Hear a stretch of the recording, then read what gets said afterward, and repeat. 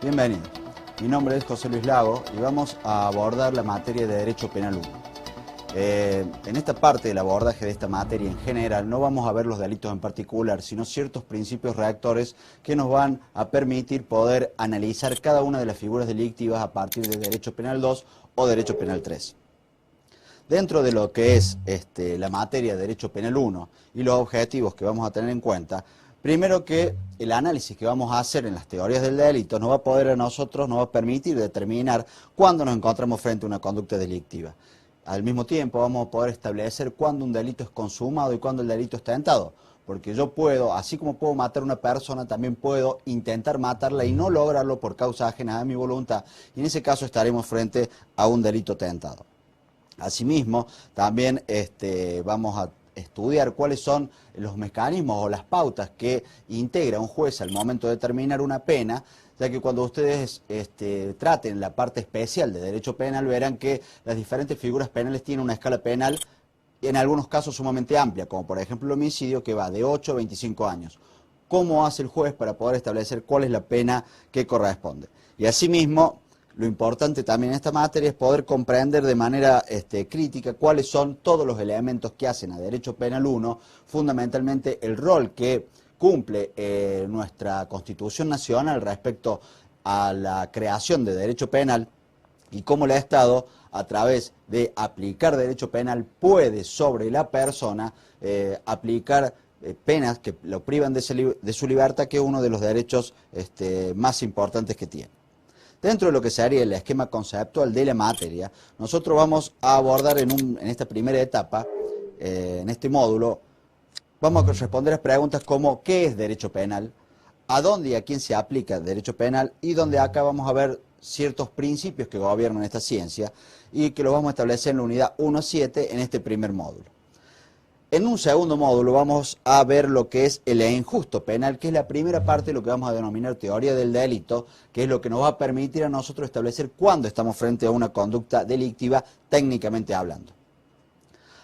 Con el desarrollo de la materia vamos a terminar en un tercer módulo, donde ahí sí vamos a poder establecer qué es un delito, habiendo pasado una serie de filtros que se establecen a través de las escuelas dogmáticas, diversas escuelas dogmáticas del derecho penal, donde debemos superar una serie de filtros a los fines de poder decir que estamos frente a una conducta delictiva.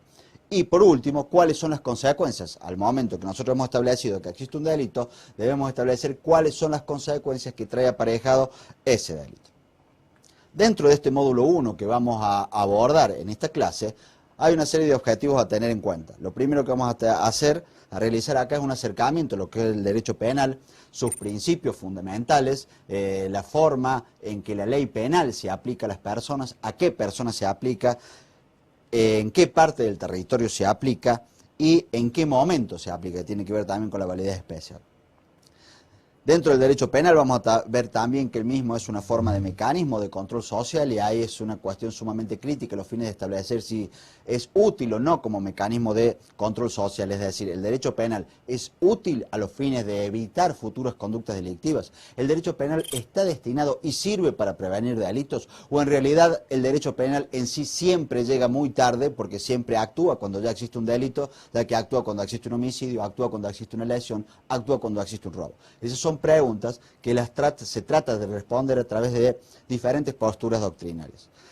Por eso está por un lado las funciones del derecho penal, que consideran que protege bienes jurídicos, y están aquellos que dirán que protegen la vida, y otros que tutelan la vigencia de la norma. Ya vamos a establecer cuál es esa postura exactamente. Por otro lado, tenemos que ver también cuál es la relación del hombre con el derecho penal, fundamentalmente porque el derecho penal, al regular conductas, tiene un fundamento antropológico. Y después haremos una breve reseña de lo que es el derecho penal liberal y el derecho penal autoritario, que tiene que ver con los diferentes modelos de Estado y un derecho penal liberal o un derecho penal de autor. Vamos a ver cuáles son los caracteres del derecho penal y cómo se vincula el mismo con las otras ramas del orden jurídico, ya que tiene una íntima relación con las mismas y fundamentalmente con el derecho constitucional. Asimismo vamos a ver las divisiones que hay de derecho penal. El derecho penal no es solo código penal, sino también existen otras ramas del derecho que aplican penas, pero que siempre son consecuencias de orden penal. Cuando hagamos el estudio del enfoque del fenómeno penal desde un enfoque científico, como hablamos hace un rato, a través de las teorías del delito, vamos a ver que existe dentro de lo que es la dogmática penal diferentes escuelas que estudian el delito. Y así vamos a tener el positivismo, vamos a tener el normativismo, el finalismo y el funcionalismo en sus dos vertientes, que nosotros al momento de estudiarlo vamos a estudiar en su forma más pura, ya que hay diversas posturas dentro de cada una de estas escuelas dogmáticas. Dentro de este esquema conceptual del primer módulo que vamos a abordar, vamos a ver también cuáles son los principios rectores del sistema penal. Y estos principios rectores van a tener que ver fundamentalmente con nuestra Constitución Nacional. Todos estos principios son extraídos, ya sea porque expresamente nuestra Constitución los establece como principios a tener en cuenta como límite del Estado a que aplique derecho penal, ya que la injerencia sobre las personas hace que esté en juego la libertad de las mismas. Entonces esos principios también se desprenden de la Constitución. Vamos a ingresar entonces de lleno a lo que es esta primera clase en el módulo 1. Y vamos a ver lo que serían los conceptos fundamentales de derecho penal a partir de la unidad número 1. En esta unidad número 1, nosotros lo primero que vamos a ver, por un lado, las diversas acepciones que hay de derecho penal, es decir, podemos hablar de derecho penal como ciencia, podemos hablar de un derecho penal objetivo, de un derecho penal subjetivo, ya vamos a desarrollarlo en un instante qué es cada uno. Y por otro lado, también vamos a ver lo que puede ser el derecho penal como forma de control social, es decir, cuál es la injerencia que tiene el derecho penal al momento de intentar controlar las conductas sociales que se llevan adelante. Por un lado tenemos controles informales. Los controles informales que se lleva adelante en una sociedad no los lleva directamente adelante el Estado, sino que estos controles informales se llevan, por ejemplo, a través de las escuelas, los grupos de par en que uno se integra, como puede ser, por ejemplo, una iglesia, un club donde se reúnen las personas a compartir determinadas reuniones sociales. Estas cuestiones son cuestiones informales. ¿Por qué? Porque no están regidas por reglas jurídicas. Al margen de que tengan determinadas normas éticas, de conducta, de convivencia, no existen reglas jurídicas. ¿Qué es acá cuando sí empieza a ingresar el derecho? Cuando hay formas de control social formales. Las formas de control social formales, lo más importante son las leyes. Las leyes son las que rigen la sociedad a los fines de que formalmente se comporten de una determinada manera. Y la forma de control social más importante con la que cuenta el Estado es el derecho penal. ¿Por qué? Porque es la forma en que el Estado puede ingerir de manera más importante sobre la persona. Dentro de lo que es las funciones que puede tener el derecho penal, ya vimos recién, habíamos visto un pequeño cuadro donde decíamos que el derecho penal lo protege bienes jurídicos o protege la vigencia de la norma. ¿Qué significa esto? Quienes sostienen que protege bienes jurídicos significa que protege la vida, protege la integridad sexual, la integridad física, el honor, protege la administración pública, protege la propiedad. Entonces está protegiendo bienes jurídicos. Aquellos que critican esta postura porque dice que el derecho penal nunca puede proteger bienes jurídicos porque siempre llegaría tarde, dicen que en realidad lo único que puede proteger es la vigencia de la norma. ¿Qué significa esto? Que lo que hace el derecho penal al actuar y al aplicar una pena sobre aquella persona que agredió un bien jurídico, lo que está haciendo es comunicándole a la sociedad que la norma que prohíbe matar sigue vigente. Eso es lo único que puede hacer el derecho penal. Es decir, el sistema funciona, esta persona que violó la norma, yo la castigo y por lo tanto el resto de la sociedad debe motivarse en esa norma que prohíbe matar porque esta norma sigue vigente ya que el sistema está funcionando. Por otro lado, habíamos hablado que el derecho penal tiene una fundamentación antropológica. Esta fundamentación antropológica tiene que ver y está íntimamente relacionado con que el derecho penal regula conductas, solo conductas humanas. No castiga ideas, no castiga pensamientos, sino solamente castiga conductas humanas. Por eso no puede perder de vista el legislador al crear el derecho penal que está regulando conductas humanas y que debe respetar, y esto tiene que ver, ya adelantamos algo, pero ya lo vamos a ver enseguida, tiene que ver con lo que es el derecho penal liberal, que protege libertades, o un derecho penal autoritario, donde las libertades de los ciudadanos no son tenidas en cuenta, sino que tienen otros principios más importantes. Por eso esta fundamentación antropológica tiene que ver con eso, con respetar la autodeterminación de las personas. Por otro lado, vamos a tener diferentes concepciones de derecho penal respecto a lo que sería un derecho penal liberal o un derecho penal autoritario. Y esto tiene que ver con un modelo de Estado. Si nosotros estamos frente a un modelo de Estado liberal, estamos frente a un modelo de Estado que respeta la libertad de los ciudadanos por sobre los deberes que estos puedan tener sobre el Estado. Es decir, no es que el todo, que es el Estado, sea más importante que las partes, sino que las partes son, en cierta medida, más importantes que el todo.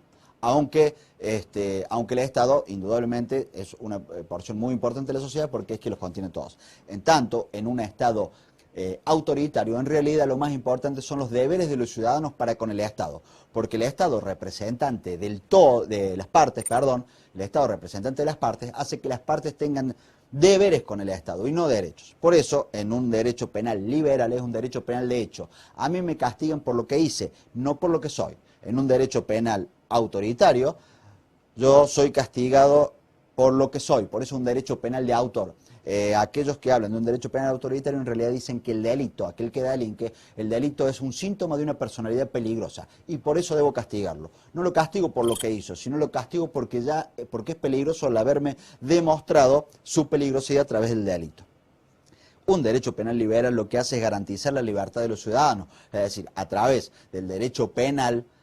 Un principio que ya vamos a estudiar enseguida es un principio que se llama principio de legalidad. Entonces este principio de legalidad, que siempre está contenido en la Constitución, me permite a mí saber cuáles son las conductas que yo no puedo llevar adelante para, si no, seré penado. Lo que significa acá, algo que tenemos que tener presente, el derecho penal o el derecho en general, no es que prohíba nada en una forma taxativa, en una forma que no pueda violarse la norma. Tal es así, que ya lo vamos a ver enseguida, que yo puedo violar tranquilamente una norma, por eso tengo una consecuencia. Las normas penales o las normas en general son deseos que tiene el legislador de un determinado comportamiento dentro de una sociedad a los fines de que en la sociedad se viva organizadamente. Pero como esas normas tienen la característica fundamental de la posibilidad de ser violadas, por eso tiene una consecuencia jurídica. Por otro lado, así como dijimos que el derecho penal liberal garantizaba la libertad de los ciudadanos, ¿libertad para qué? Para poder autodeterminarme de cierta manera. En tanto, el derecho penal autoritario lo que se garantiza en realidad es deberes de los ciudadanos con el Estado, a los fines de que el Estado funcione correctamente según sus propias convicciones estatales. Esto está también íntimamente relacionado con lo que es un derecho penal de culpabilidad o un derecho penal de peligrosidad. Dentro de un derecho penal liberal,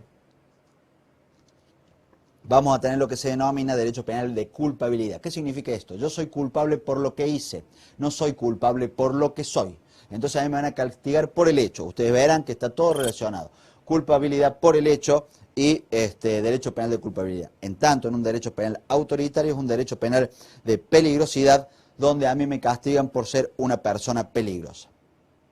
Nuestra Constitución Nacional, en los artículos 18 y 19, acoge esta situación del derecho penal liberal, mientras que en un derecho penal autoritario se admite la analogía, algo que no se admite en un derecho penal liberal.